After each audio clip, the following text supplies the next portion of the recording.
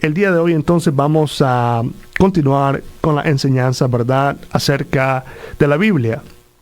Como ustedes saben, en esta última enseñanza hemos estado abordando lo que es la formación y la historia del canon. ¿Ok?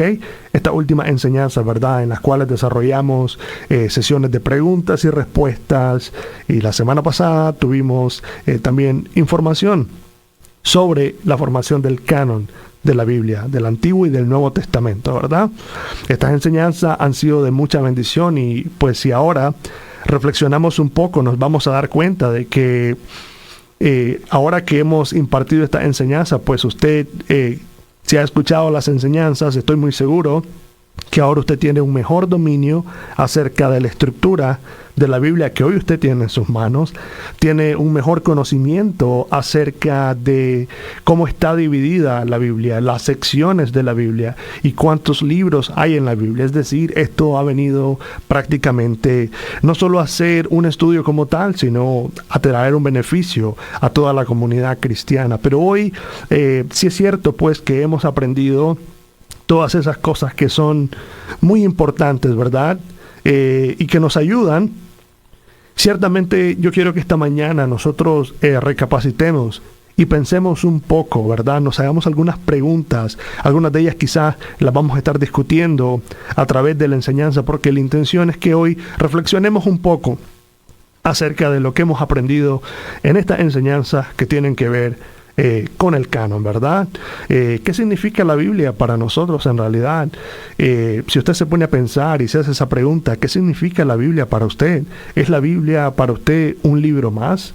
¿Es la Biblia un libro famoso para usted? ¿Es todo lo que significa? Realmente, si yo hiciera esta pregunta de manera general, para muchas personas, la Biblia es solamente una literatura sorprendente, ¿verdad? Con su propia historia, con su propia formación y su propio antecedente. Pero para nosotros los cristianos, la Biblia no solamente es un libro famoso, no es una literatura famosa con su propia historia, su propia formación, su propio antecedente. No, para nosotros la Biblia es la palabra de Dios. Oiga bien eso, la Biblia es la palabra de Dios. Para la comunidad cristiana, la Biblia significa la palabra de Dios. Y el haber aprendido esta información, estos detalles acerca de la formación del canon, es sumamente clave, es sumamente importante, ¿verdad? Sin embargo, yo quiero decir de que a veces no tomamos la importancia de aprender estas cosas porque realmente las subvaloramos.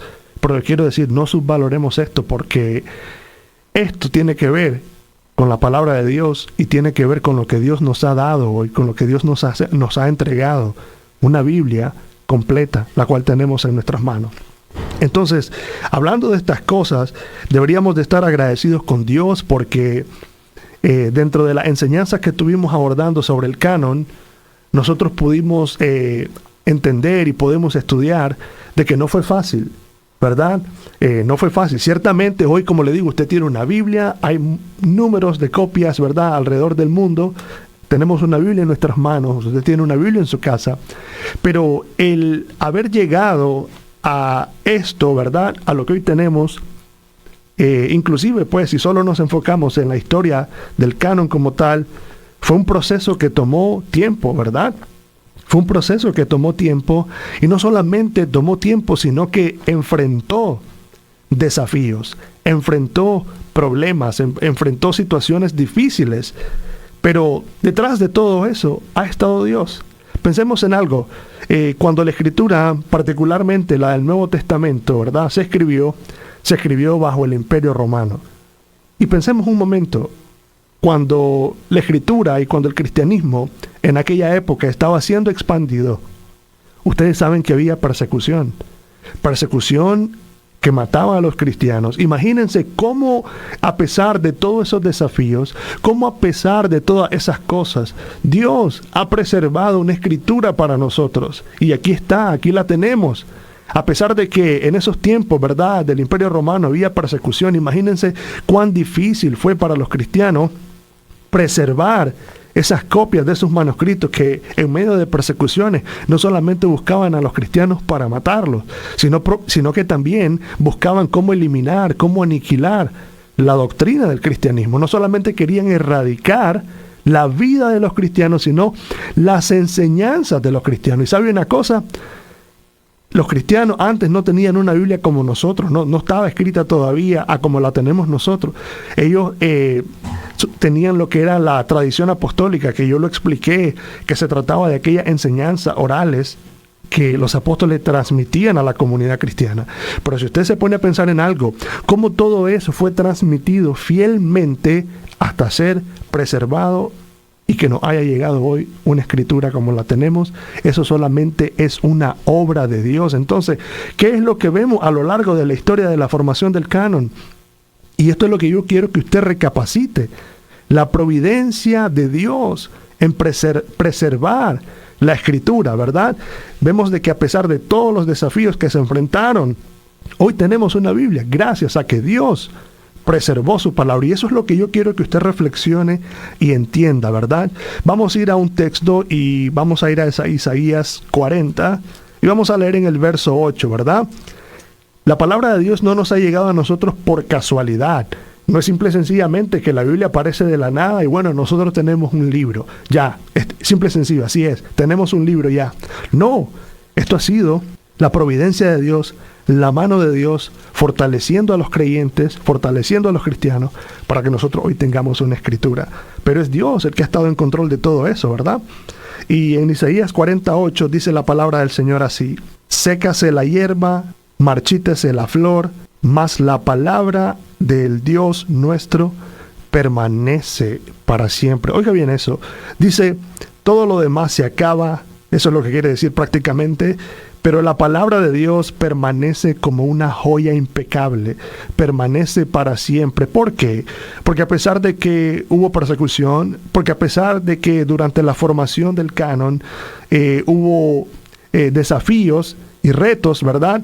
La escritura fue atacada de diferentes frentes. No solamente querían eliminar la doctrina cristiana como tal, sino que surgieron enseñanzas que querían adulterar o torcer el mensaje para que a nosotros no nos llegara una escritura conforme a la palabra de Dios, pero aquí nosotros tenemos la palabra de Dios tal como Él la quiso revelar. ¿Por qué? Porque Dios dice, mi palabra permanece para siempre.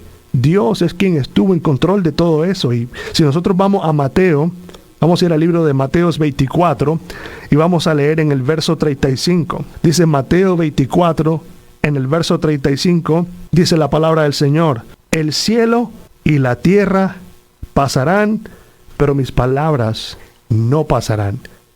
Demos gloria a Dios por eso, porque aunque la escritura ha sido atacada de muchos frentes, aquí está. Aquí tenemos la palabra de Dios.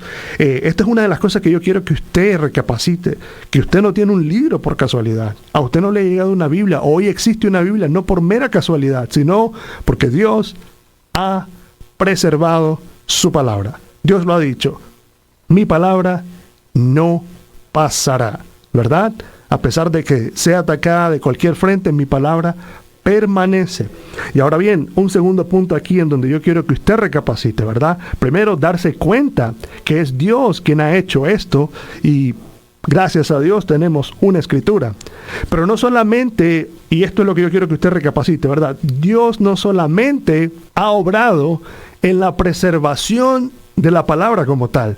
Oiga bien, Dios no solamente ha obrado en la preservación de su palabra, es decir, Dios no ha dejado su palabra solo por querer dejarnos un libro y ya está. No, Dios ha preservado su palabra por un propósito, ¿verdad? Dios ha preservado su palabra por un propósito. Es decir, que Dios no ha hecho esto por puro gusto.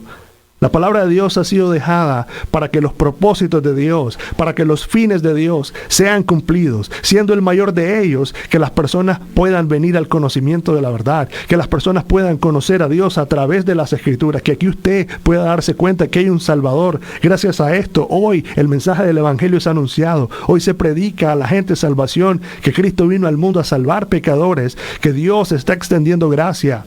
Pero anunciamos también que habrá un juicio. Anunciamos también que Dios es un juez justo. Porque Dios no solo dejó su palabra por dejarla, Él quiere cumplir sus propósitos. Y hay un texto que nos habla mucho respecto a esto. Vamos a ir a Isaías 55, vamos a leer en el verso 11. Isaías 55, 11 dice así: así será mi palabra que sale de mi boca. No volverá a mí vacía, sino que hará lo que yo quiero, y será prosperada en aquello para que la envíe. Qué maravilla en realidad. Dios, no solamente en tu providencia preservaste una escritura, sino que la dejaste porque, como dice el texto también en el Nuevo Testamento, que es bueno y agradable delante de Dios, el cual quiere que los hombres se salven y vengan al conocimiento de la verdad. ¿Cuál verdad? Esta escritura que está aquí, la palabra de Dios, ese Antiguo y ese Nuevo Testamento que nos ha sido dado.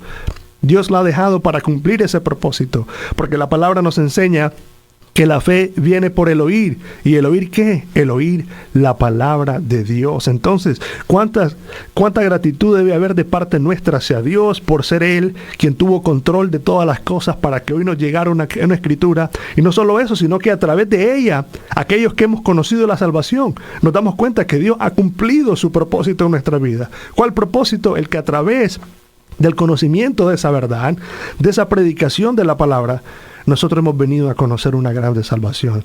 Y Dios cumple sus propósitos. Entonces, ¿qué maravilla es esta? Dios no solo preservó un libro por la pura casualidad, lo preservó porque esta es su palabra y por ahí Él cumple sus propósitos. Él cumple sus fines. Y cielos y tierras van a pasar, pero su palabra no va a pasar. Entonces, cuán agradecidos debemos de estar con Dios por esto. Ahora, yo quiero que usted también reflexione acerca de lo siguiente. Hagámonos la siguiente pregunta, ¿verdad? La siguiente pregunta sería: ¿por qué es importante este estudio para nosotros? ¿Por qué es importante para nosotros conocer sobre la historia y la formación del canon? Miren, hay personas que a veces dicen de que estas enseñanzas son buenas, pero todo lo que hay que estudiar es la Biblia. Sin embargo, un índice, ¿verdad? Un estudio ha demostrado que hay muchas personas que a veces inclusive ni sus Biblias conocen. En serio, no conocen ni sus Biblias, no se dan cuenta de lo que enseña la Biblia porque tampoco leen la Biblia. Pero yo les quiero decir algo: estas enseñanzas que tienen que ver con historia de la Biblia, con historia del cristianismo, no deben de ser subvaloradas porque son una fortaleza para nuestra fe. Es la historia de lo que Dios ha estado haciendo, ¿verdad? A lo largo de la historia en este mundo, ¿ok? Entonces, ¿por qué es importante para nosotros este estudio? Bueno, en primer lugar, porque fortalece nuestra fe. Escuche bien eso. Fortalece nuestra fe. Es un testimonio vivo del cuidado de Dios en su palabra. Y también, al estudiar y conocer de estas cosas, nos anima a luchar por la verdad. Y apreciamos más lo que Dios ha hecho y valoramos más la palabra de Dios al entender esta historia, ¿verdad? Al saber de que la escritura que hoy tenemos en nuestras manos es el trabajo vivo de un Dios fiel, de un Dios que ama y de una iglesia también que respondió siendo fiel a Dios. Ahora bien, otra razón por la cual es importante este estudio para nosotros es para que nosotros estemos mejores equipados, estemos mejores equipados, tengamos una mejor formación.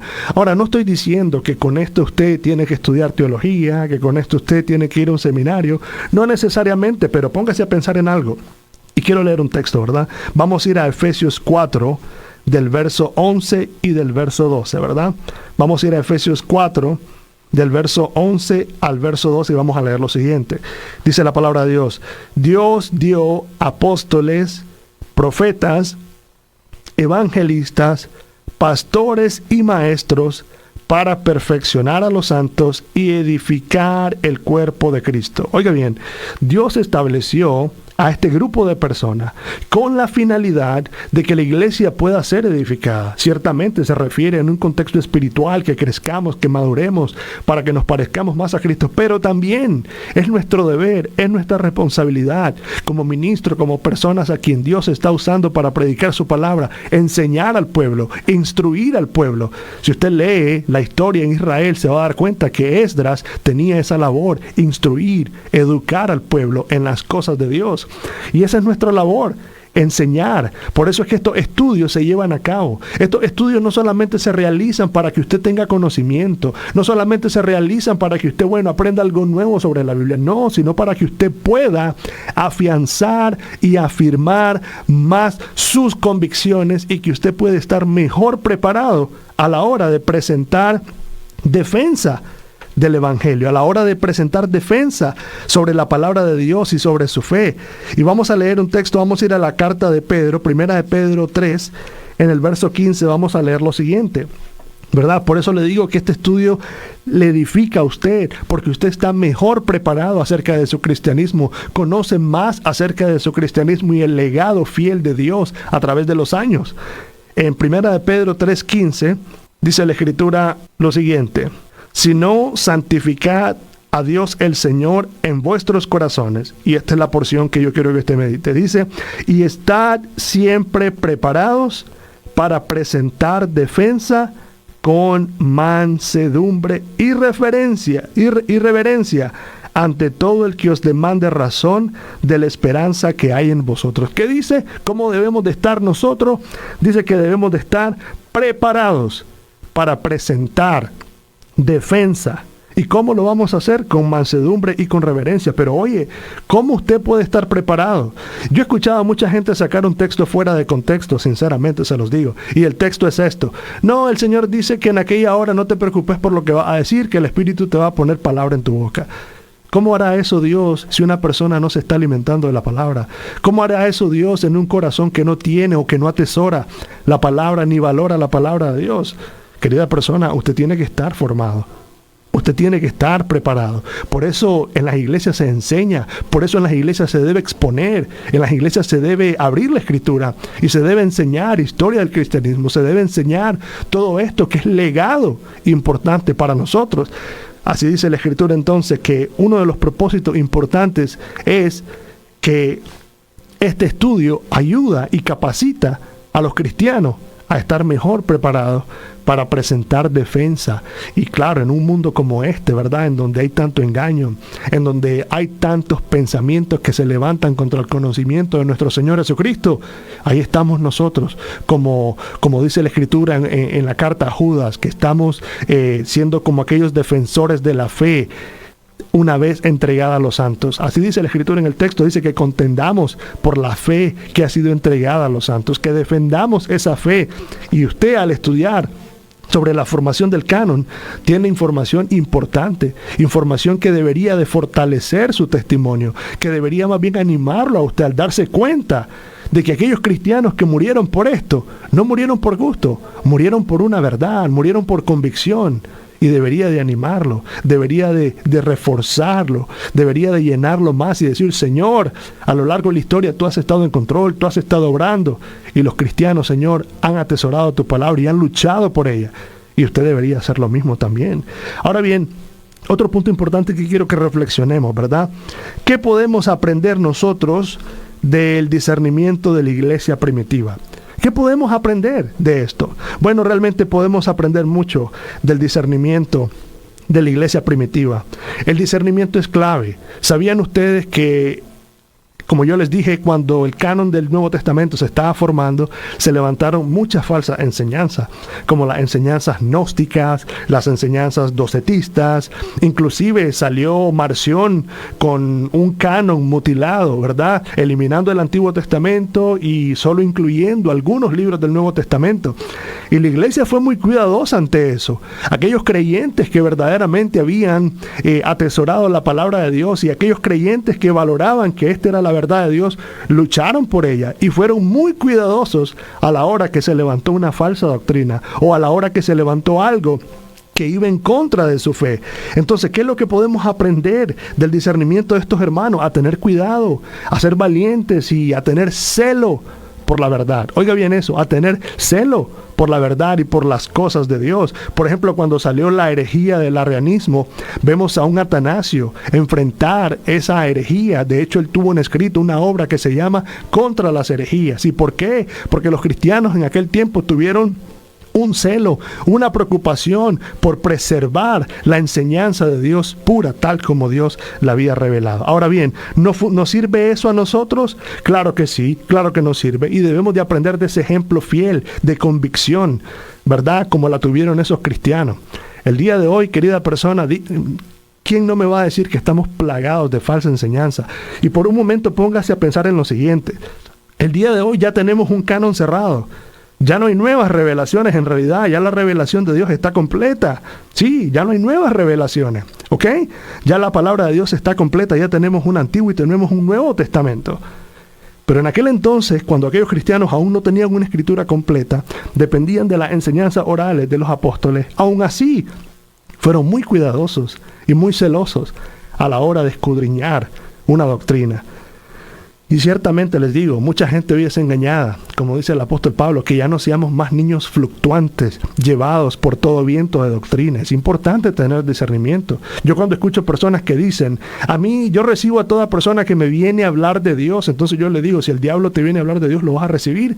Porque en realidad el diablo se disfraza de ángel de luz.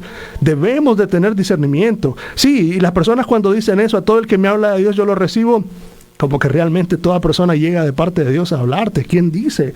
¿Quién dice que toda persona llega de parte de Dios a hablarnos? No.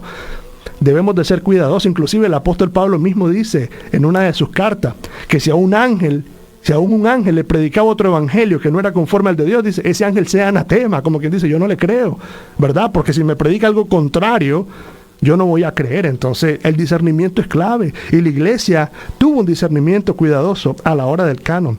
Ahora bien, ya para ir cerrando, me gustaría que en estos minutos que nos quedan reflexionemos en lo siguiente. Miren, debemos de estudiar el Antiguo y el Nuevo Testamento. Yo he escuchado comentarios como lo siguiente. Hay personas que han dicho, no, es que el Antiguo Testamento es para los judíos y para nosotros los cristianos ahora es el Nuevo Testamento, y hay personas que no leen el Antiguo Testamento. Es un deber para nosotros los creyentes leer la Escritura. Bueno, primero empiece por entender lo siguiente. La palabra dice, toda la Escritura es inspirada por Dios. Y cuando dice toda la Escritura, no se está refiriendo al Nuevo Testamento. Se está refiriendo a un Nuevo y a un Antiguo Testamento, ¿verdad? Nosotros debemos de estudiar el Antiguo y el Nuevo Testamento, ¿ok? Esa es la palabra de Dios. Ambas son Escritura de Dios y son dejadas para nosotros. Ahora bien, si nosotros nos ponemos a pensar en algo, y si usted lee la Escritura, se va a dar cuenta que el Señor Jesucristo citó el Antiguo Testamento innumerables veces, ¿verdad? Él dijo, las Escrituras dan testimonio de mí, Abraham testificó de mí. Él apunta hacia el Antiguo Testamento. Y en cierta ocasión recuerdo yo que en una entrevista el pastor John MacArthur dijo lo siguiente. Dice, yo creo en el Nuevo Testamento porque leí el Antiguo Testamento. Es decir, que el Nuevo Testamento se escribió bajo la base de un Antiguo Testamento. Ahora bien, también debemos de estudiar el Nuevo y el Antiguo Testamento porque no hay ninguna contradicción, porque lo que tenemos es coherencia espiritual y tenemos unidad doctrinal. Desde Génesis nosotros encontramos el plan de salvación. Si nos vamos a Génesis 3:15, vamos a encontrar el plan de Dios prometiéndonos a Cristo que iba a nacer de la simiente, en este caso Cristo que procedía de la simiente humana, iba a nacer y iba a aplastar a Satanás. Tenemos unidad, ¿verdad? Aquellos sacrificios que se hacían, aquella figura de un cordero inmolado, todo eso es referente a Cristo. La Biblia también nos enseña, por ejemplo en Romanos 4:3, dice que creyó Abraham y la fe le fue contada por justicia. Eso está en Génesis 15:6. La salvación es por gracia, es solamente por la fe, ¿verdad? Y el hombre está destituido de la gloria de Dios. Desde Génesis hasta Apocalipsis encontramos el plan de Dios, el plan soberano. La verdad de las cosas que esta es una invitación para que usted reflexione y valore más la Biblia que usted tiene y que usted comience a leerla y a escudriñarla con ese amor y pasión que tuvo la iglesia primitiva también. Bueno, querida persona, me ha dado mucho gusto en realidad haber compartido este estudio esta mañana, haber compartido esta reflexión. Espero que te haya sido de mucha bendición y la verdad pues yo siempre te invito a que sábado a sábado tú sintonices la enseñanza y que Dios te siga edificando. Dios te bendiga y te espero el próximo sábado.